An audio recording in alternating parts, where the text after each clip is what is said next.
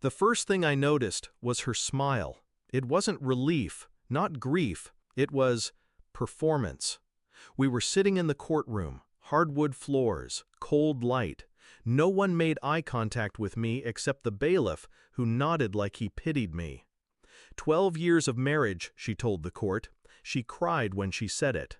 Her lawyer called me unstable, said deployments had changed me, said I left her alone with no support, said the house, the car, the alimony, $8,000 a month, was owed to her for putting up with me. She never looked at me when she said those words. I did not speak. Not yet. The judge was already nodding, flipping through her lawyer's packet. The smell of smug cologne and courtroom sweat filled the air, the kind that clings to old wood and bad lies. "Do you have anything to add, Mr. Ward?" the judge asked me. I stood, reached into my jacket, and handed him one paper, just one. He read it, paused, then slowly looked up, his voice suddenly cold. "Marshal, lock down this courtroom, immediately." Her lawyer dropped his pen. She finally looked at me, and I smiled back. It started 5 months before, 5th tour, last deployment. I came home early, quiet, unannounced.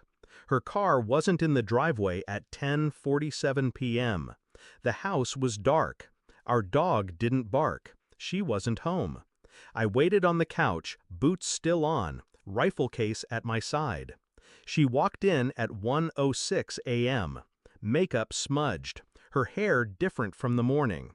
Laughed when she saw me. "You scared me," she said. No hug, no kiss, just that.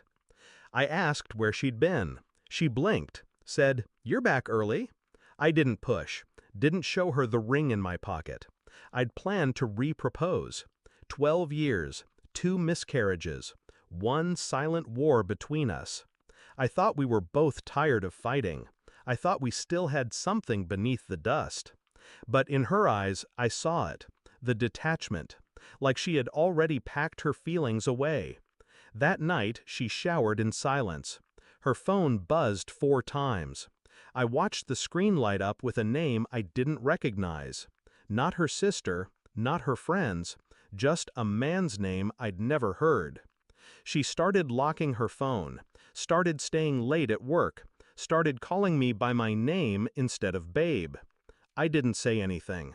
I made coffee every morning, packed her lunch, kissed her forehead as if nothing was burning beneath my ribs. Then I started digging. I had time and training. Bank records, private investigator, phone extraction device I bought off a dark web drop. Her messages weren't sexual. They were worse. They were emotional. "You understand me." He only sees the uniform, not the woman. "Sometimes I wish I'd met you first." She'd erased every message before I returned, but the cloud kept everything. I knew the man, Captain Daniel Rhodes, my commanding officer. He signed my honorable discharge. He also signed hotel receipts, floral deliveries, and late-night Uber rides that ended 2 streets over from our house. I kept everything, printed it, numbered it, filed it. But the paper I handed the judge wasn't about him. It was about her.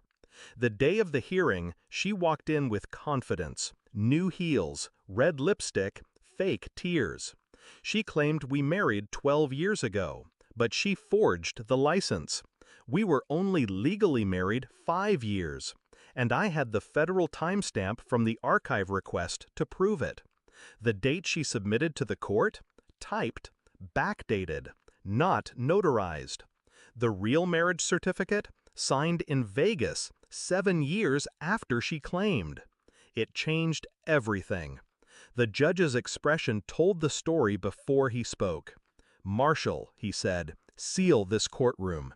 Detain the petitioner for fraud, and call JAG." Her face crumbled. The lawyer scrambled. I just sat, hands folded, quiet. She turned to me. "What did you do?" she gasped. I stood, walked over, placed a copy of the real certificate on the desk beside her. I let you talk first. She was removed in cuffs, not for cheating, not for leaving, but for lying under oath and attempting to defraud a government pension. I watched her heels clack against the marble as the guards let her out. Her eyes begged. I didn't flinch. Daniel Rhodes? Already under investigation. I'd sent everything, texts, receipts, dates, to Internal Affairs weeks before. I didn't need to shout, didn't need to ruin her life publicly. She did that herself. All I did was wait. Her lawyer begged the judge to reconsider the case. The judge refused. Sanctions pending. I walked out of that courtroom with my pension, my dignity, and a quiet kind of fury that no longer needed to burn. I got a letter from her 3 weeks later, handwritten, smelled like her old perfume, the one I bought in Venice after my second tour. She wrote, "I was lonely. You were always gone. I didn't know how to tell you I stopped loving you." I folded it once, set it on fire in my sink, watched the ink blister, blacken, and die. She wanted money. She got handcuffs. She wanted sympathy. She got silence. She wanted me to be broken. Instead, she made me whole. I was never the villain. I just gave her the rope. She tied her own noose.